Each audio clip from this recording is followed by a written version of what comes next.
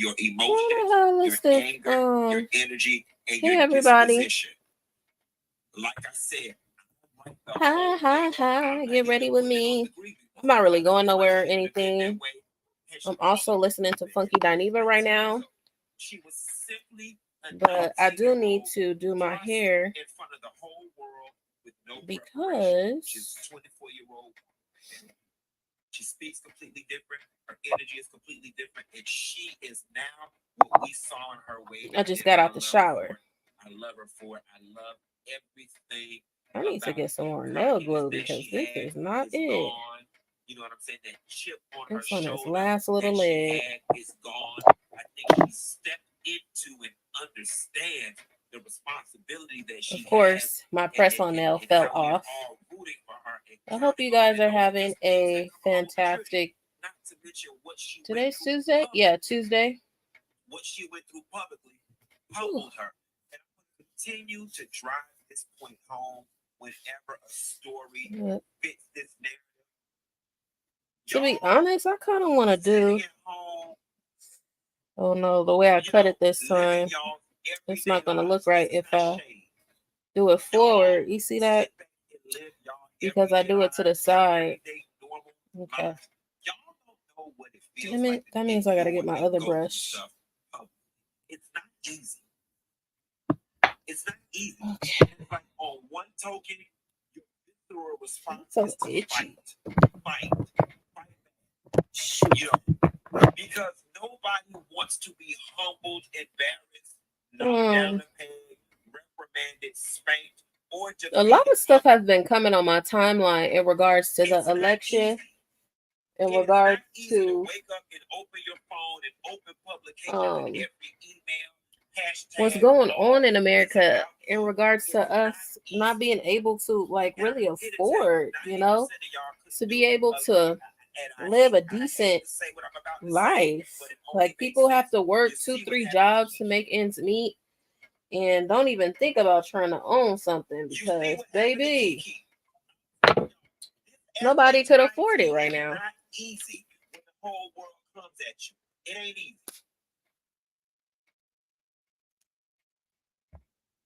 So when I'm putting on my hair, I'm putting on. My mom used to use this on my hair all the time, and it helped grow my hair out. It's the B&B oil moisturizer hair lotion with castor oil and aloe vera. And the thing about it is, when it comes to black hair, you need to really like study your hair and figure out what works for you, what doesn't work for you. Because this was definitely a product. I went back to this year, because before I cut my hair off,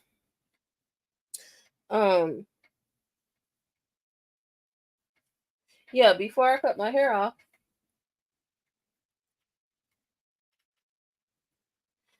I had figured out what my routine was for my curl pattern. I figured it out because I want the natural. I wasn't putting anything in my hair. I wasn't doing any of that. I went the natural route. And I was twisting my hair, braiding my hair, even putting wigs on, no heat in my hair. And I was doing all natural ingredients to grow my hair out. And it got pretty damn long.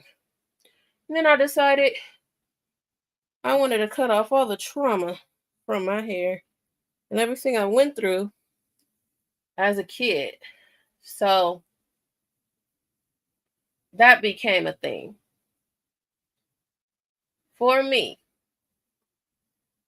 Now,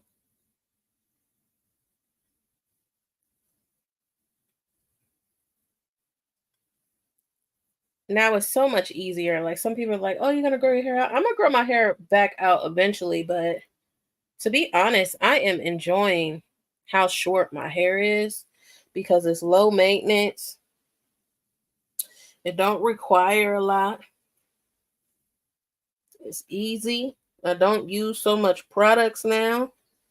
I mean, don't get me wrong. I still put products on my hair, but compared to having a head full of hair, it's a big difference in what you use and products and things like that. So that was one thing that went down that was like cost efficient for me too. And before, it was starting to be a lot for me. I'm trying to rip this off. However, I don't know how to get this clustered off. Maybe a Clorox wipe. Give me a second. It was starting to be expensive before I learned how to buzz my hair and bleach it.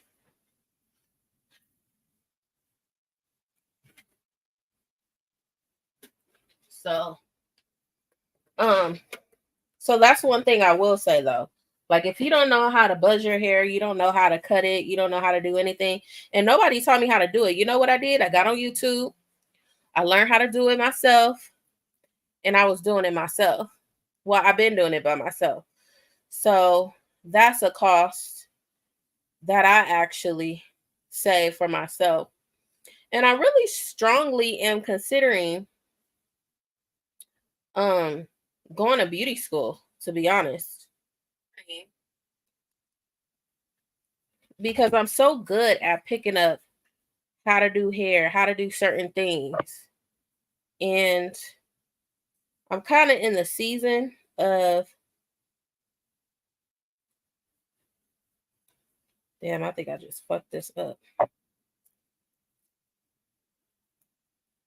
Of doing things that make me happy and doing things that align more towards me and not sleeping on myself. Oh, damn, this shit then got solid. I'm not going to be able to use this now. I made it worse. Fuck. I made it so much more worse. Anyways, so that's where I'm at. I'm also in a place where I'm learning entrepreneurship, and I am learning, man, you really got to figure this stuff out by yourself. And one thing I actually wanted to talk to you guys about is generational wealth and like how how's that presented in other ethnic groups compared to like Black people or people of color. I just feel like if you have it doesn't matter what your ethnicity is, right? But I just feel like if you have generational wealth, you should,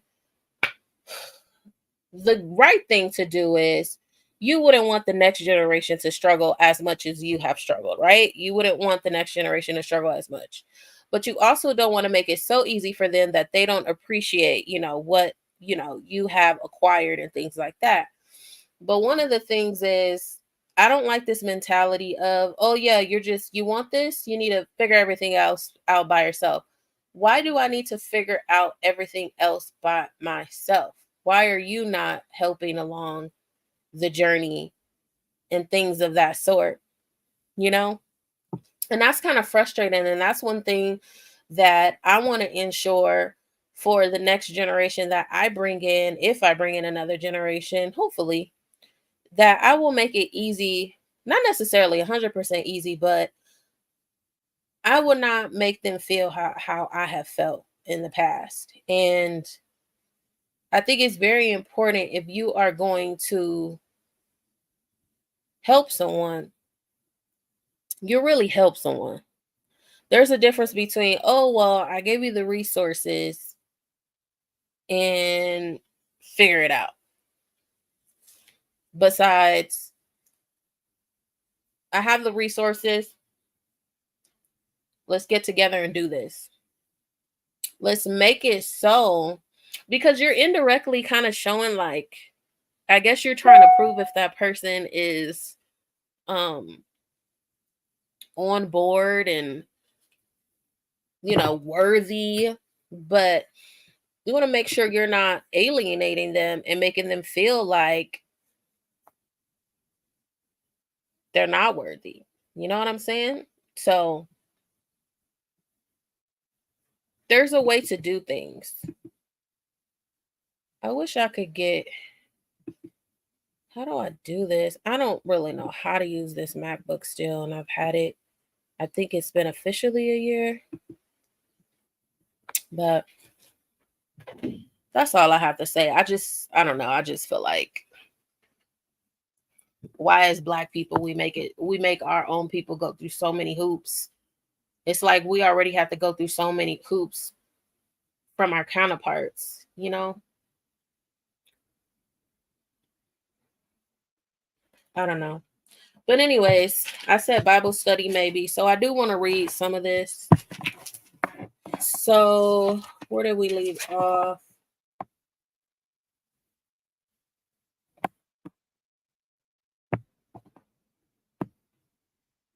Oh, the Garden of Eden.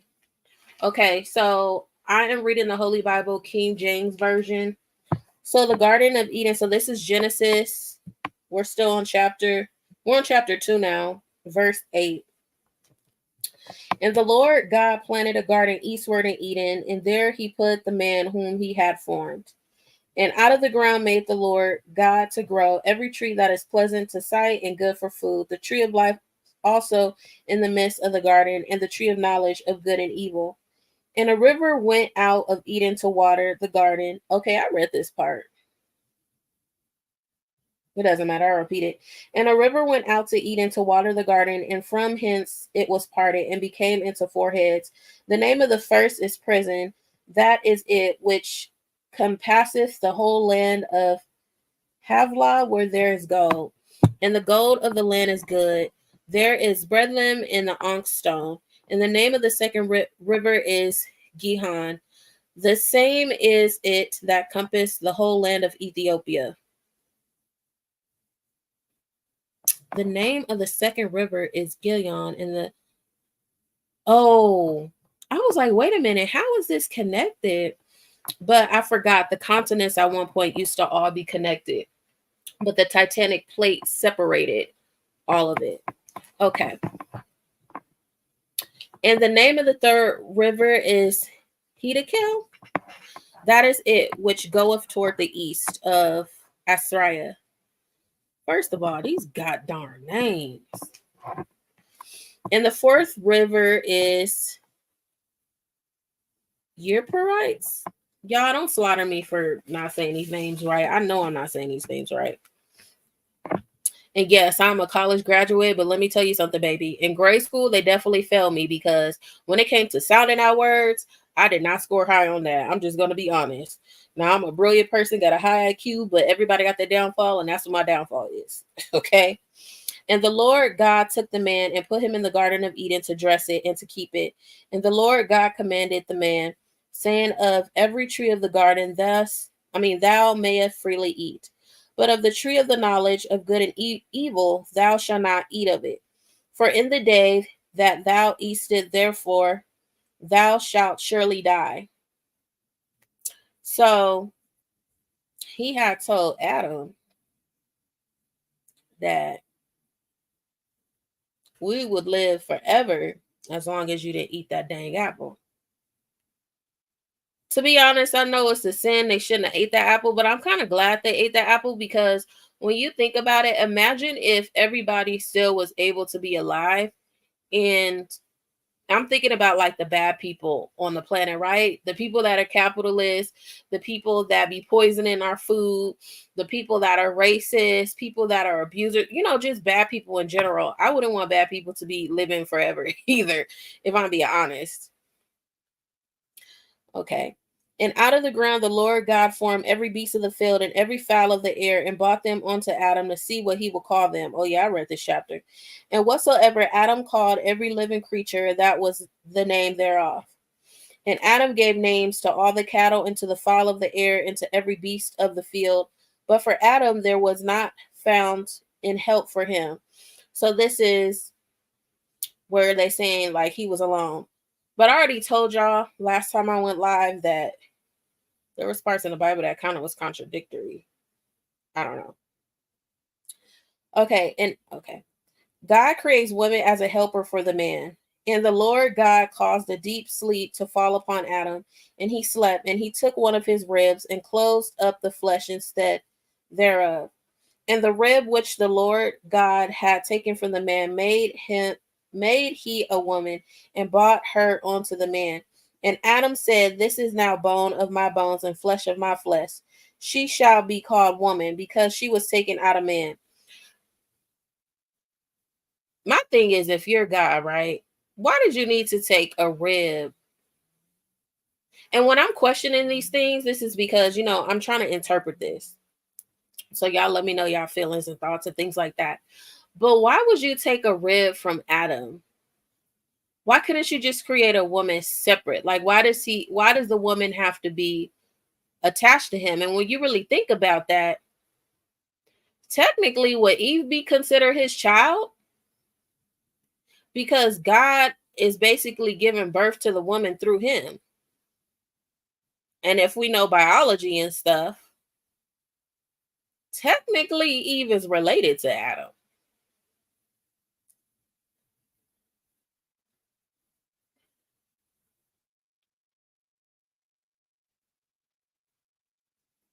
Okay. Therefore shall a man leave his father and his wife, and shall cleave unto his wife, and they shall be one flesh. And they were both naked, the man and his wife, and were not ashamed. That was fast. How they get married all of a sudden? The serpent's deception and man's shameful fall. Now, the reason why I'm saying this, I've also been doing research online, and some people are saying like the Bible is not true. Some people have been saying that, these stories, these books, because, the Bible is a whole bunch of books, right? That these books are like pieces from like different like ancient civilizations, and like a lot of parts are missing out of it. So I don't know. And then some people just say everything is a lie in here. And then some people say, no, this is a word. This is what it is. This is what it is. I've always said this when it came to the Bible. I would want to see what the original Bible looks like. Now, did we lose it over the generations? Because I'm pretty sure that Bible, like, why do we have different versions of the Bible?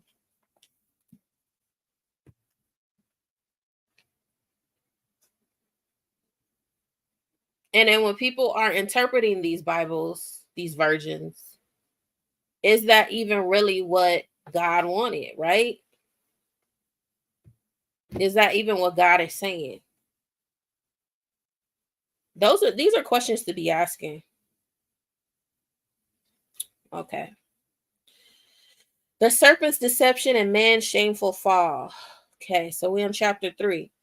Now the serpent was more subtle than any beast of the field which the Lord God had made.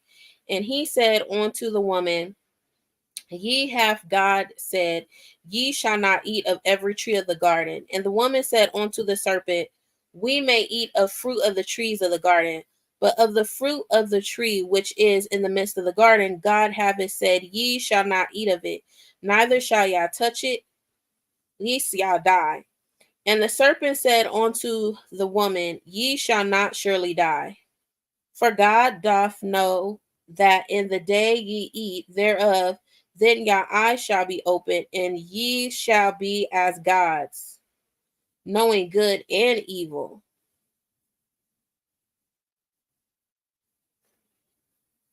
So were we not supposed to ever notice bad? No, that's what it's saying here.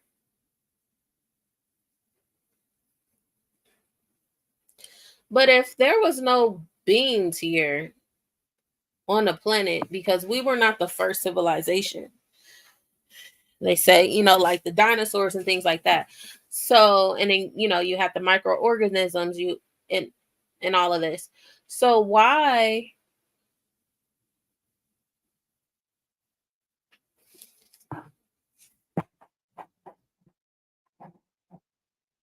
I'm just trying to understand what was good and bad. What was already going on before humans came abroad? for why we can't see good and evil, why it was bad. That's just what I'm saying. Thank you for the like. Okay.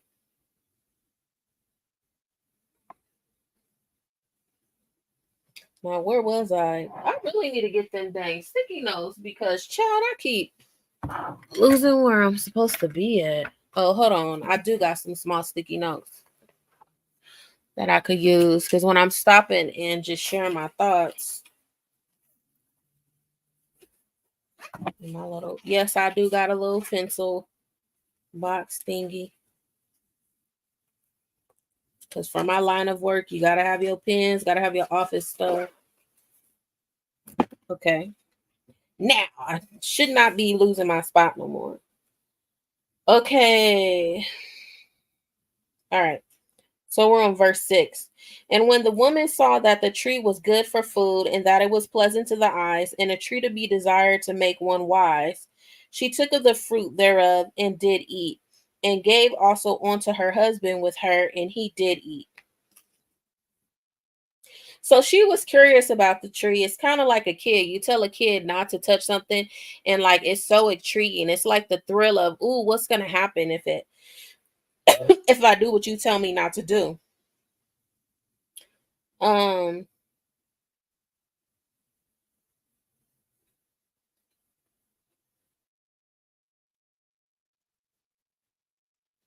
So she was nosy, essentially. And the eyes of them both were opened, and they knew that they were naked. I was about to make a stupid statement. I was going to say, so were their eyes closed? But their eyes couldn't have been closed if Adam was naming all the animals and things like that. Like God was bringing them to him so he could name them. And the eyes of them both were open, and they knew that they were naked, and they sewed fig leaves together and made themselves aprons. And when they heard the voice of the Lord God walking in the garden in the cool of the day, and Adam and his wife hid themselves from the presence of the Lord God amongst the trees of the garden, God questions Adam and Eve, and the Lord God called unto Adam and said unto him, where art thou?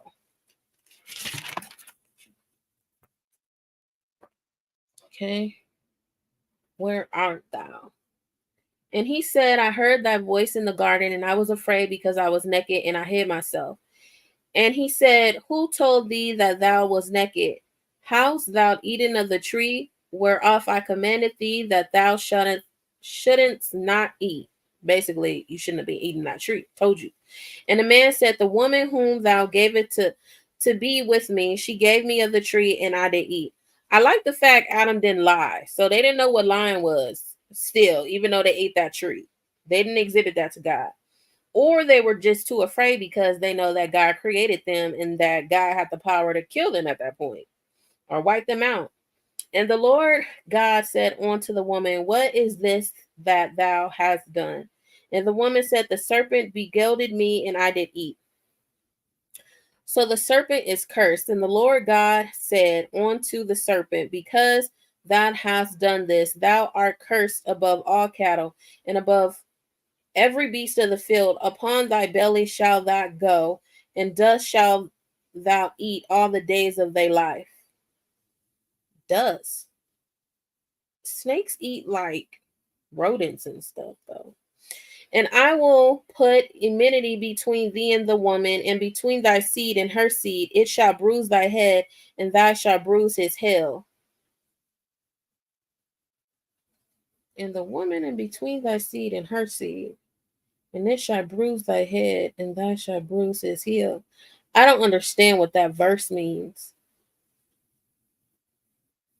Let's Google that. I'm gonna Google that. See if I could like see some interpretations.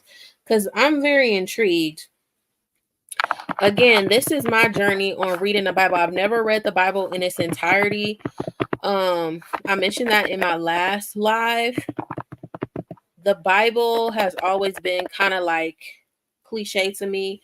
When you were raised by a whole bunch of Bible thumpers, you either are heavily religious or you rebel against it. And I literally was the rebel. and rebelled against it. But I have been curious and very eager, like God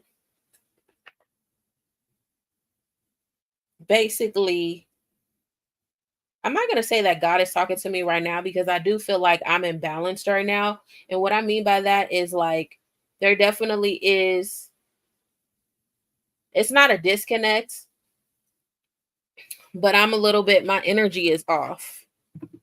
And I know when I feel myself when my energy is off because I'll start overly eating or like drinking sugary stuff and things like that. And I know that's the devil trying to block me or whatever. But yeah, I'm just eager to like read the text, learn the text, things like that. Okay, so it's Genesis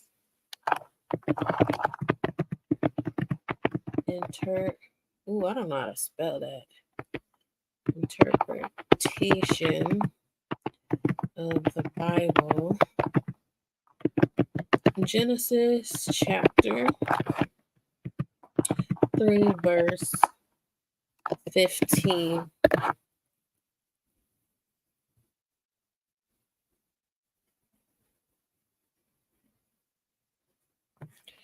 It's a curse. So it says it's a curse from God in response to Adam and Eve disobedience and the serpent's deception. The verse reads, I already read the verse, but some interpretations of the verse include the verse establishes enmity between Satan and the woman. What does that word mean? I'm going to have to Google that. And between their offspring of all generations, the man and woman will side with God against the serpent instead of joining him. Divine judgment. The curse is a reminder of God's judgment on the serpent for tempting Adam and Eve into sin. Rabbinic legend suggests that the serpent was originally an upright creature, but was changed and cast down onto his belly after the temptation. Redemptive history. The curse of the serpent is a moment in redemptive history when God begins his plan to build the divine kingdom despite opposition from the serpent.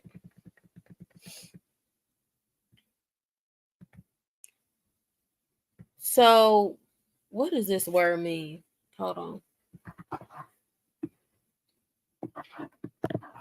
What does this mean?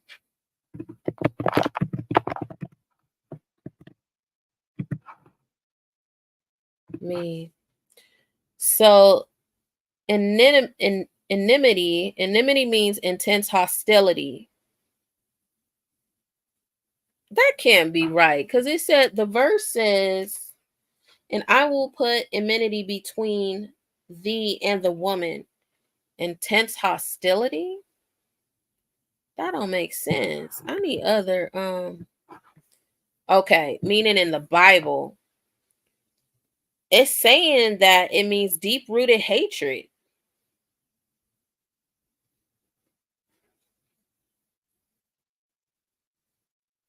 That's what it means. Deep-rooted hatred.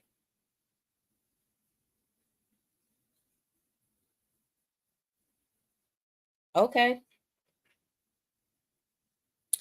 All right.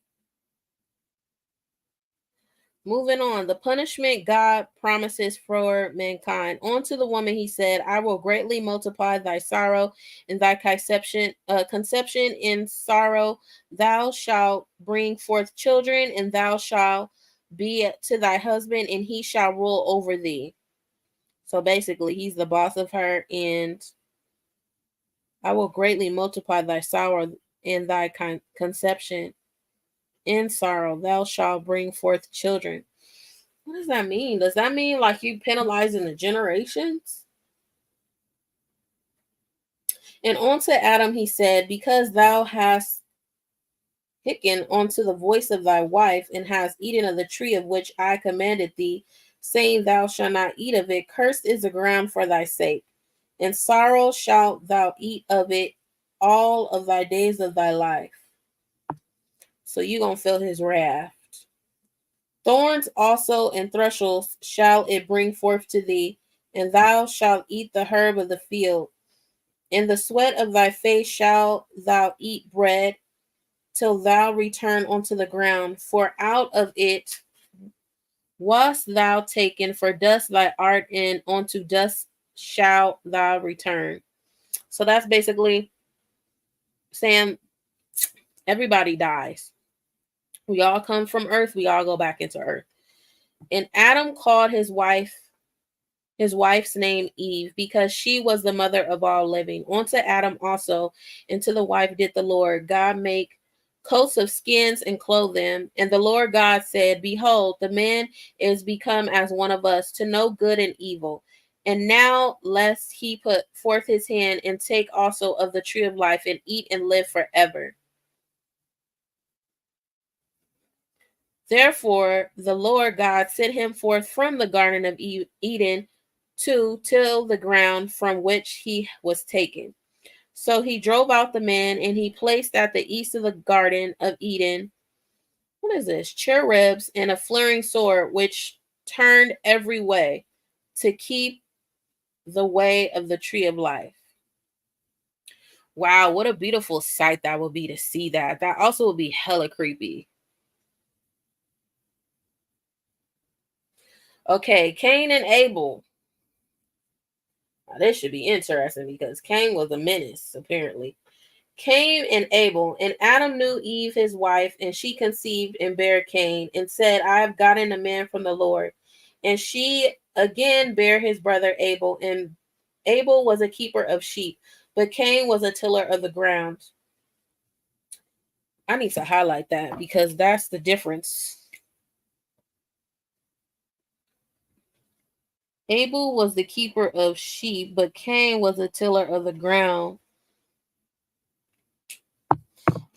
And in process of time, it came to pass that Cain bought of the fruit of the ground an offering unto the Lord. And Abel, he also bought of the firstlings of his flock and of the fat thereof. And the Lord had respect unto Abel and to his offering, but unto Cain and to his offering he had not respect. And Cain was very wroth, and his countenance fell. And the Lord said unto Cain, why art thou wroth, and why is thy countenance fallen? If thou doest well, shall thou not be accepted? And if thou does not well, sin liveth at the door, and unto thee shall be his desire, and thou shalt rule over him. What the heck? What is this supposed to mean?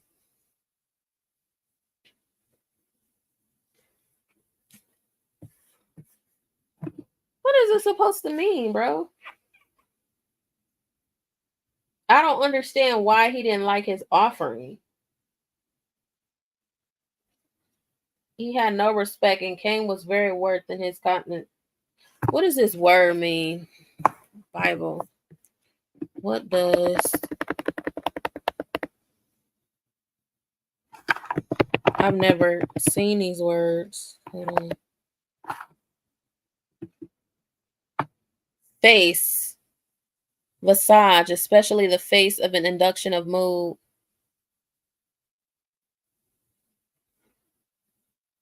So his energy changed. What does wrath mean? Everybody want to revamp the Bible, but they don't want to change these words to what they mean in today's time. Angry, very angry.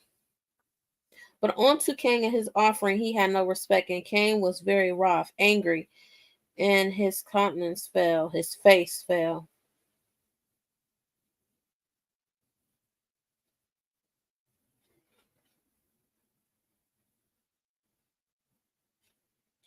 So, was God playing favoritisms right here? Because if Cain was the tiller of the ground, so that means like he was a farmer and things like that, right?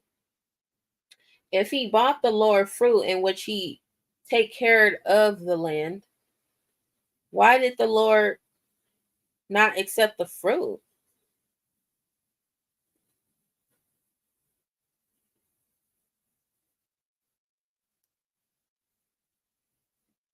I don't like that. Cain murders Abel. And Cain talked with Abel his brother, and it came to pass when they were in the field that Cain rose up against Abel his brother and slew him. So he killed him. The Lord places a curse onto Cain. And the Lord said unto Cain, where is Abel thy brother? And he said, I know not.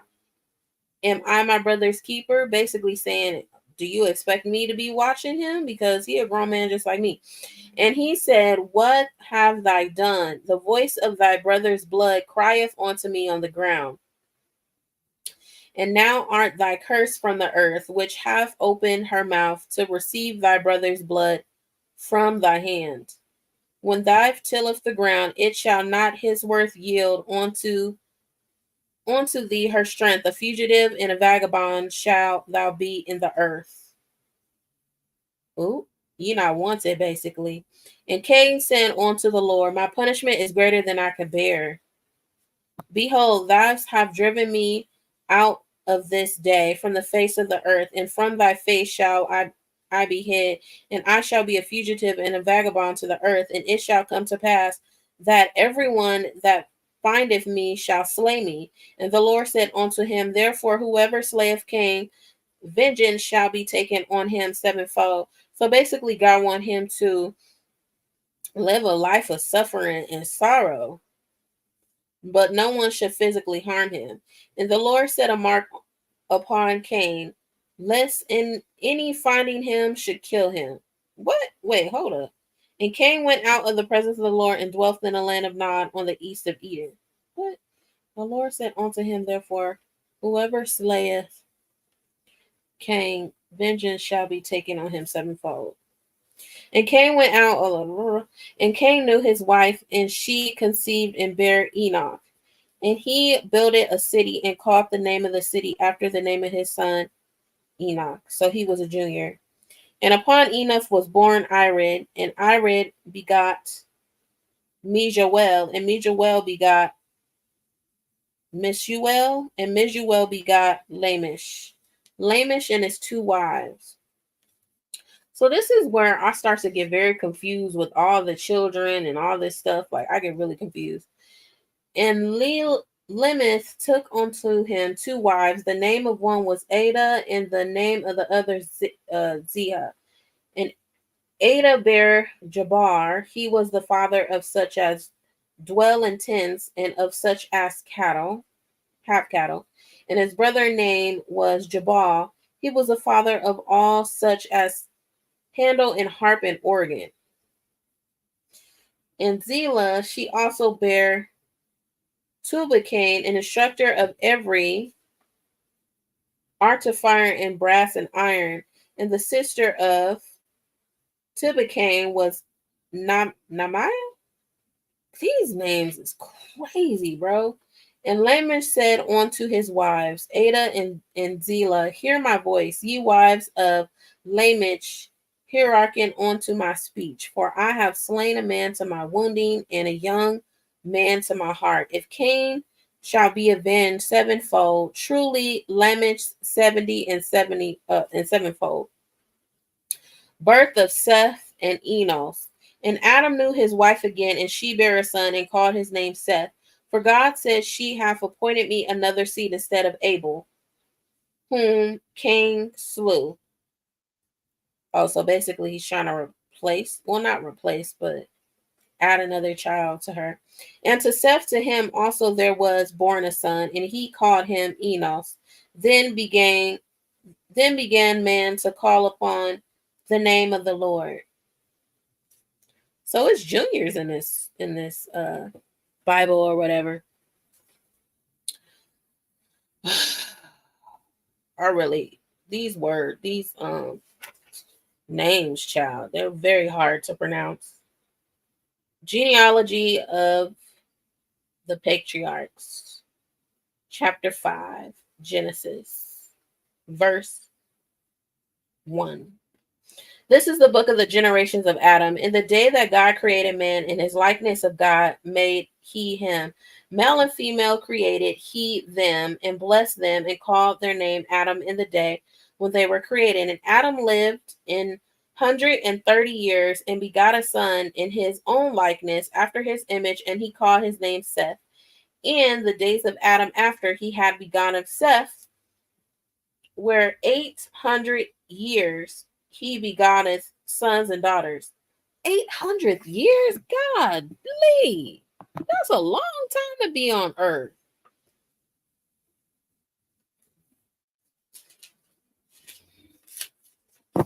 Oh no. I mean, but if it was paradise, imagine what Earth looked like before we destroyed it. How it smelled, the food quality, how certain animals were still around, insects were still around, what they look like.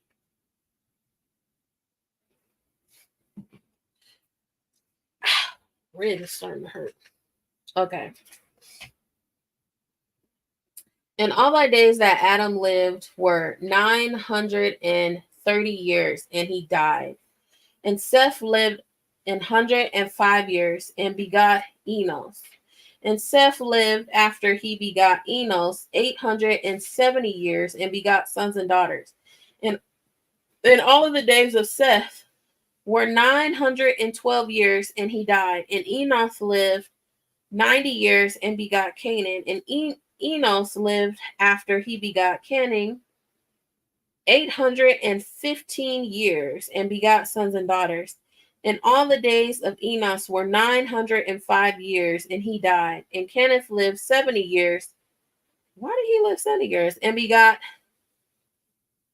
Mahiel.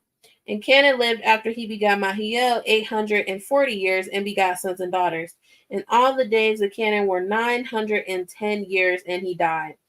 And Mahiel lived 60 and 5 years, so 65, and begot Jaher.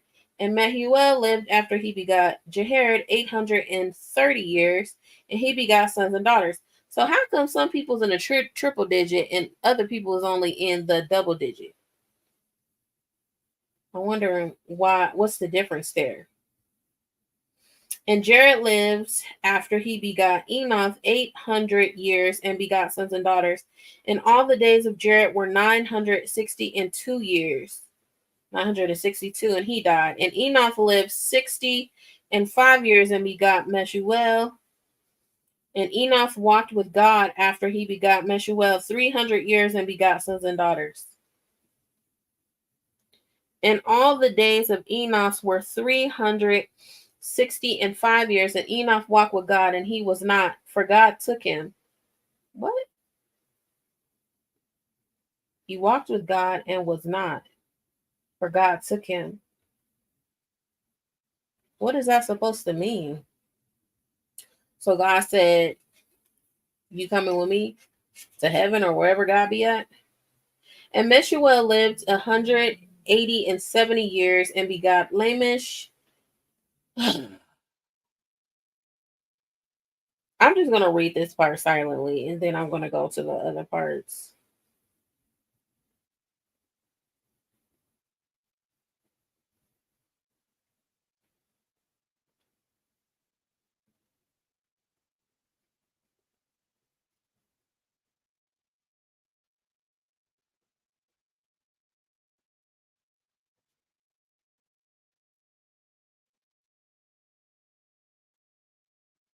Okay. So now I'm at chapter 6, the wickedness of the world. And it came to pass when man began to multiply on the face of earth, and daughters were born unto them, that the sons of God saw the daughters of man that thou were fair, and they took them wives of all which thou choose. And the Lord said, my spirit shall not always strive with man, for that he also is flesh, yet his days shall be 120 years. There was giants in the earth in those days, and also after that. And when the sons of the God came in unto the daughters of men, and they bare children to them, the same became mighty men, and were of old men of renown. And God saw that the wickedness of man was great in the earth, and that every imagination of the thought of his heart was only evil continually. Dang, he was wishing that evil wasn't going to continue. But, they always say, don't question God and things like that. But there are moments that I am already seeing in the Bible where I'm seeing like jealousy and control, and I'm seeing that. I'm seeing favoritism already. Like I always tell people all the time, if God wanted us to not know good and evil, right? Supposedly Satan, right, is bad. So he will represent evil, or they will represent evil, right? Why? Why doesn't God just why didn't God just kill the devil? Why wouldn't God just kill the devil? Right? Or does that mean that maybe this is history repeating itself? We don't know, or does this mean that, see, I have this theory that I feel like the devil is God and God is the devil. Because why wouldn't you just kill him? If you wanted, you already were going to give us an imbalanced life. Now, you know, we as humans probably interpret, good and bad, not having good and bad as imbalance, but maybe in God's eyes, just having good was balance.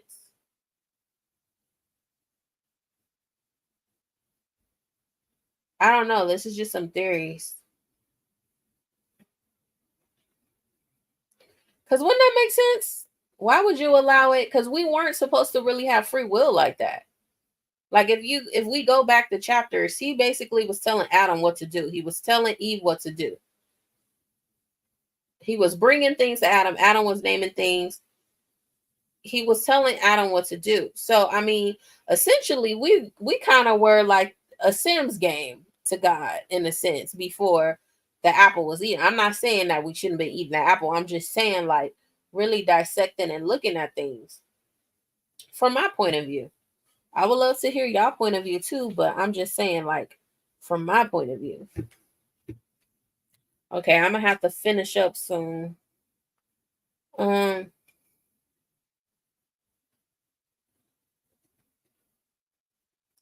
and it repented the Lord that he had made man on earth, and it grieved him at his heart. And the Lord said, I will destroy man whom I've created from the face of the earth, both man and the beast, and the creeping thing, and the fowls of the air, for it repenteth me that I have made them.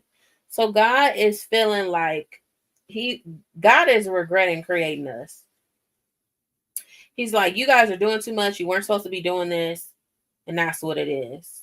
I'm disgusted. God was disgusted. Noah finds grace in God's eyes, but Noah found grace in the eyes of the Lord. These are the generations of Noah. Noah was a great man and perfect in his generations, and Noah walked with God. And Noah begot 3 sons, Shem, Ham, and Japheth. And the earth also was corrupt before God, and the earth was filled with violence. The earth was also corrupt before God, and the earth was filled with violence. And God looked onto the earth, and behold, it was corrupt, for all flesh had corrupted his way onto the earth. Okay, I had a question there, but that clarified that. Building the ark. And God said unto Noah, the end of all flesh is come before me, for the earth is filled with violence through them. And behold, I will destroy them with the earth. Make thee an ark of gopheth wood. Room shalt thou make in the ark, and shalt pitch it within and without with pitch. And this is the fashion which thou shalt make it of. The length of the ark shall be 300 cubits, and the breadth of it 50 cubits, and the height of it 30 cubits. A window shalt thou make to the ark, and in a cubit shalt thou Finish it above, and the door of the ark shall thou set in the side, therefore, with lower, second, and third stories shall thou make it. Dang, that's a big boat. I never knew the boat was that big. And behold, I, even I, do bring a flood of waters onto the earth to destroy all flesh, wherein is the breath of life from under heaven, and everything that is in the earth shall die. But with thee I will establish my convict, and thou shalt come onto the ark, thou and thy sons and thy wife, and thy sons' wives with thee. And of every living thing of all flesh, two of every sort shall thou bring onto the ark to keep them alive with thee. They shall be male and female, of fowls after their kind, and of cattle after their kind, and of every creeping thing of the earth after his kind. Two of every sort shall come unto thee to keep them alive. And thou shalt and take thou unto thee of all food that is eaten, and thou shalt gather it to thee, and it shall be for food for thee and for them. Thus did Noah according to the God commanded him, so did he. Noah and his family and the creatures enter the ark. That's a lot of dang food. And how did they preserve all that food? And the Lord said unto Noah, come thou and all thy house in thy ark, for thee have I seen righteous before me in this generation.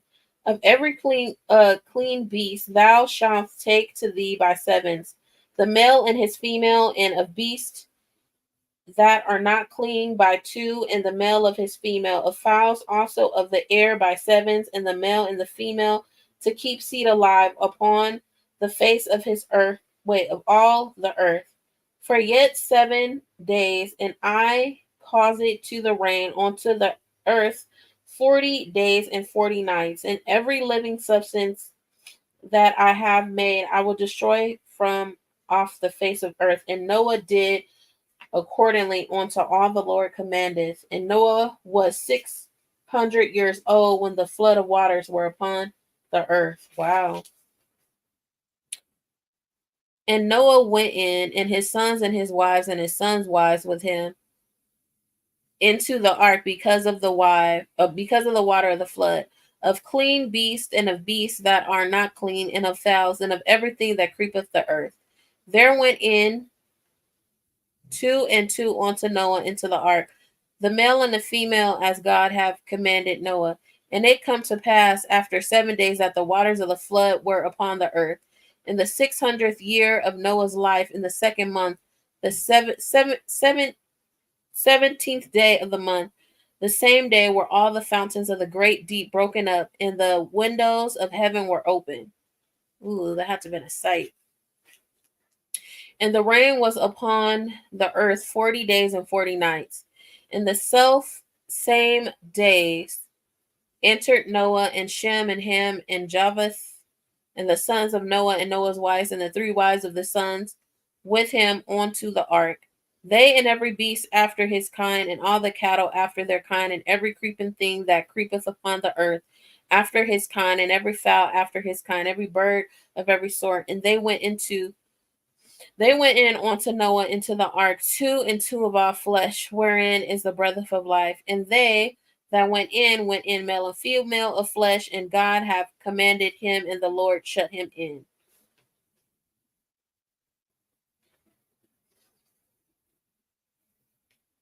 The flood.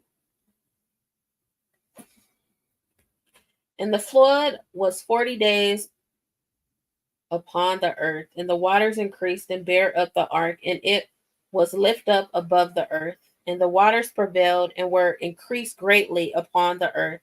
And the ark went upon the face of the waters, and the waters prevailed exceedingly upon the earth, and all the high hills that were under the whole heaven were covered. Ooh, that's scary. 15 cubits upward did the waters prevail, and the mountains were covered. Ooh, so that means they were like up in the sky.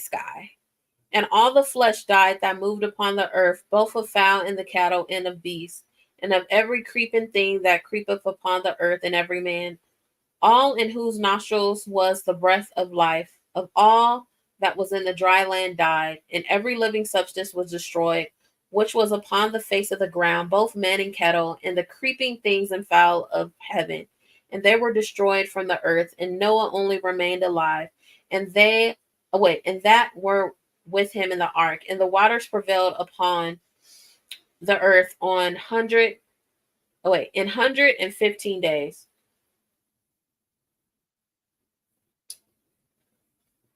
God, imagine that. Imagine like people like I wonder if Noah and like his family was like hearing people like crying and stuff like God, but also imagine the people that were like good or the creatures that were like good.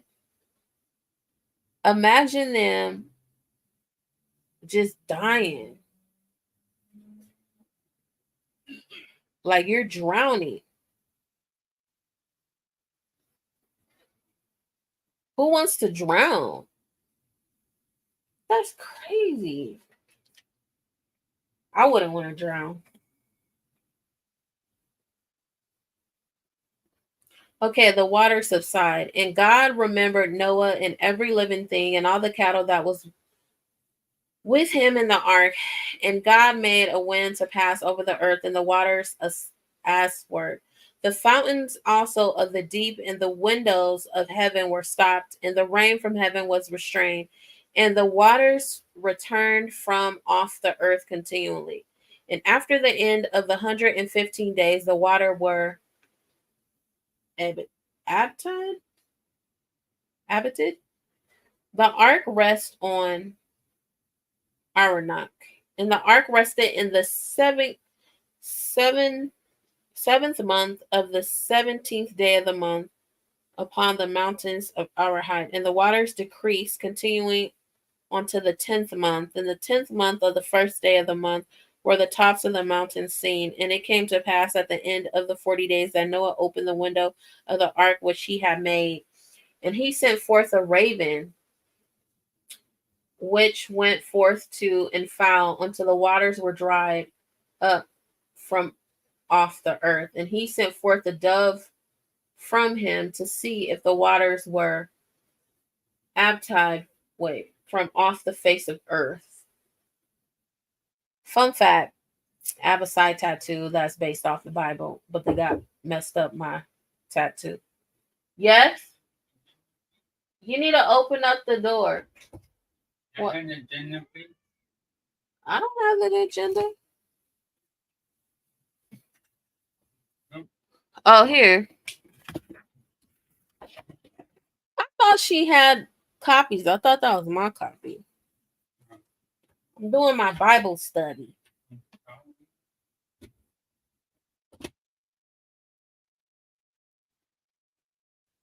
Oh, I have to get off. Anyway. But he made me forget where I was. He opened them up. Oh, fun fact, the dove, when Noah sent the dove out for the land or whatever. So my tattoo is supposed to represent like new beginnings, like after a change and things like that. And it was supposed to be because he get an olive branch.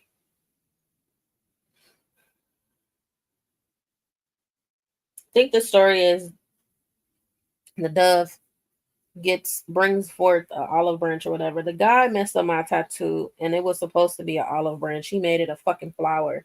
Instead of drawing an olive branch, he draw flowers. I don't like that shit. Like, why would you do that?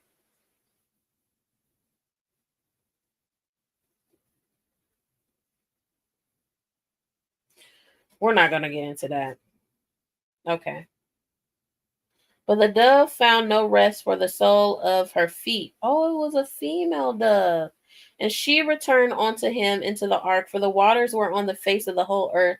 Then he put forth his hand and took her and pulled her in unto him into the ark. And he stayed yet other 7 days. And again he set forth the dove out of the ark. And the dove came in to him in the evening. Here it is. And thou in her mouth was an olive leaf, pluck it off.